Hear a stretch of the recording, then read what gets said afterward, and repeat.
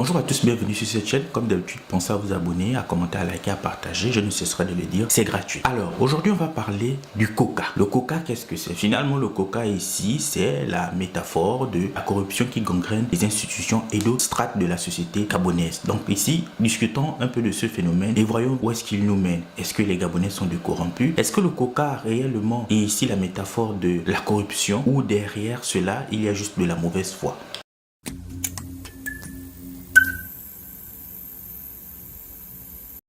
Alors, en général, au Gabon, il n'est pas rare d'entendre le coca. Paye-moi le coca et je te ferai ceci. Paye-moi le coca, tu auras le concours. Paye-moi le coca, ton dossier va avancer à la fonction publique. Paye-moi le coca, tu pourras passer, etc., etc. Ce phénomène est un phénomène qui ronge profondément la société gabonaise. J'ai fait une vidéo de ce type il y a quelques semaines. Cette vidéo où je disais le Gabon était maudit. Finalement, pour montrer ici que le Gabon était gangrené par des divers phénomènes, par des divers problèmes qui faisaient en sorte que le pays n'avançait pas. Beaucoup m'ont insulté. Beaucoup ont ici mis en avant l'idée de dire que ce phénomène on le retrouve partout.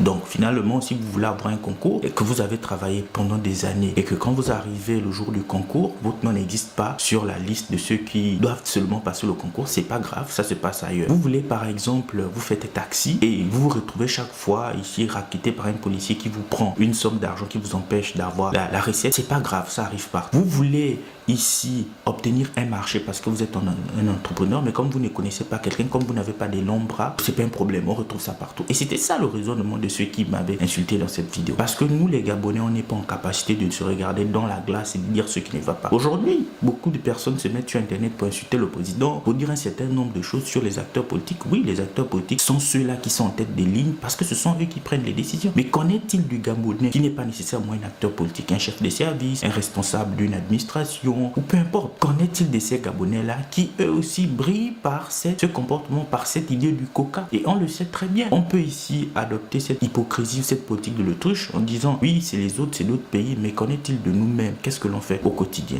Finalement, cette idée du coca, c'est une idée qui ici rend compte de la mentalité du Gabonais. La mentalité qui consiste à faire payer tout et n'importe quoi pour tout et n'importe quoi. Parce que je vais prendre un exemple banal, je veux ramasser des ordures quelque part. On me dira soit il faut ici que je paie quelque chose, le coca. Je veux déposer un dossier quelque part, je veux m'arrêter tout simplement à la guérite. Quelqu'un me dira il faut que je donne 2000 francs pour quelque chose. C'est ça le coca en fait. C'est ce coca-là qui pose problème pour moi fondamentalement dans la société. On doit avoir le courage ici de reconnaître que les choses n'avancent pas. Parce que oui, il y a des volontés politiques ou d'autres phénomènes. Mais pris individuellement, on a des problèmes. Et ici, c'est exemplifié par cette idée du coca qui pose problème.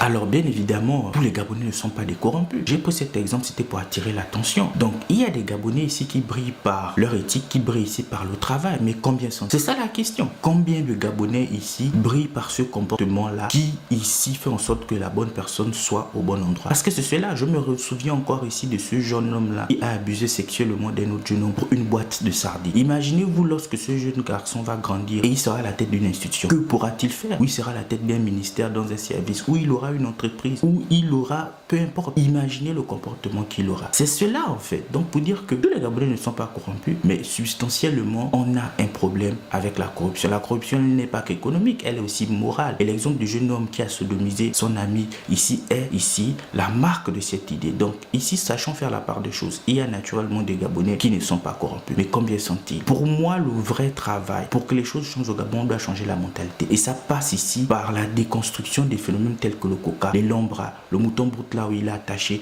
les pistons. On doit effacer ça de la conscience collective pour que la société elle avance. Donc merci d'avoir regardé cette vidéo. On se donne rendez-vous dans une prochaine vidéo. Au revoir.